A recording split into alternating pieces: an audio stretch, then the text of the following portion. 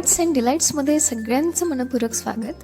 आजची रेसिपी आहे street style panipuri. घरच्या घरी अगदी सोप्या पद्धतीने कशी बनवायची, चला तर मग रेसिपीला सुरुवात करूया. इथे 2 वाटी रवा तर 1 वाटी कणिक हे प्रमाण वापरून आपल्याला गुपचूप तयार करायचे आहे. त्यामध्ये 1 चमचाभर तेल घालायचं आणि सगळं मिक्स करून घ्यायचं. छान मिक्स करायचं आणि हातामध्ये बांधून बघायचा गोळा जर बनत असेल तर यामध्ये थोडं पाणी ॲड करून तुम्हाला घट्टसर असा गोळा बनवून घ्यायचा आहे. ज्या प्रकारे आपण कणिक मळून घेतो त्याच प्रकारे तुम्हाला गुपचूपसाठी लागणारी कणिक ही मळून घ्यायची आहे. पातळ होता कामा नये, घट्टसर अशी कणिक मळायची आहे आणि अर्धा तास रेस्ट करायला ठेवायची आहे. जोपर्यंत कणिक ही रेस्ट करेल तोपर्यंत आपण इथे गुपचूपसाठी लागणारं चटपटीत असं पाणी बनवून घेऊया. पाणी बनवण्यासाठी इथे मी रात्रभर चिंच भिजत घातलेली आहे, बघू शकता.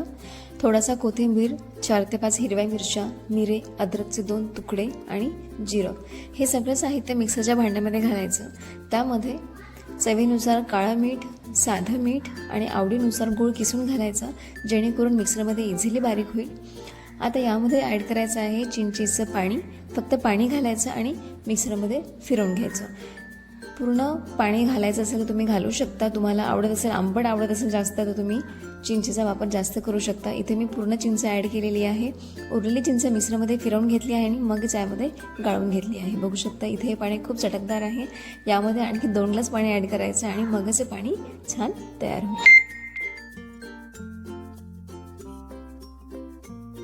चला तर मग आता इथे आपण गुपचूप बनवून घेऊया.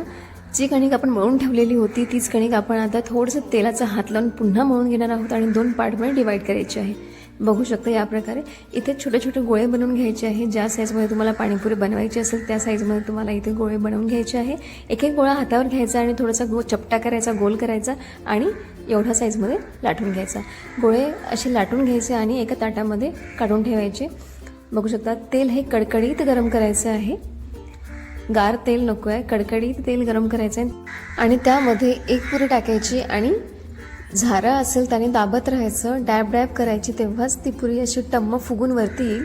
तुम्ही जर पुरी टाकून जर सोडून देत असाल, त्याला हलवत सुद्धा नसाल, काहीच त्याला धक्काही लागत नसेल त्या पुरीला, तर ती पुरी पपडी म्हणूनच तयार होईल, फुगणार नाही.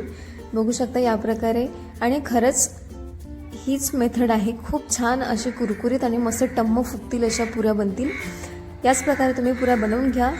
घरच्या घरी पाणीपुरी सहज आणि सोप्या रीतीने बनते. आणि पावसाळ्याच्या दिवसांमध्ये आपण बाहेरचं खाण्याचं टाळतो. माशा असतात किंवा आपल्याला आवडत नाही, हायजीन नसतं.